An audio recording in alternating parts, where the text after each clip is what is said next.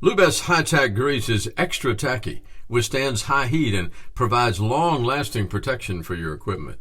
Yeah, one of the main reasons we went with this Hi-Tack is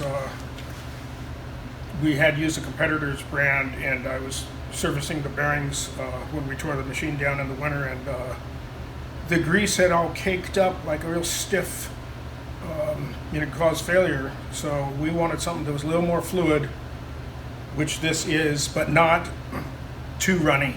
It holds, and we use a lot of this grease. With the grease itself, I really like the middle ground that it's at, where it's tacky enough to stay in and not fall out as much, but also it keeps everything cooled down, and it seems to, when it heats up, it moves around and takes up the space inside the bearing to keep everything lubricated, but at the same time doesn't heat up to the point where it will just spill out.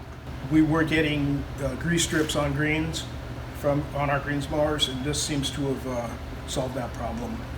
Haven't had any complaints about grease strips since we've gone to this Hi-Tack grease. May we also recommend making your job a little easier by using our Lincoln Power Luber to apply all of your greases. Like one machine has up to 50 to 75 grease fittings, and we have to do them. We were doing them mostly by hand. We do have an air gun grease machine, but it's a little more hassle to wheel around and everything, whereas this is you're free to go outside, grease an excavator, a front end loader, without wearing your hand out. I've been pretty happy using it here lately, and I just like being able to throw a tube in and go wherever I need to go and grease anything I need to grease. Yeah, it does seem like a very well built gun. Yeah. A little more solid than what you'd get at a discount store.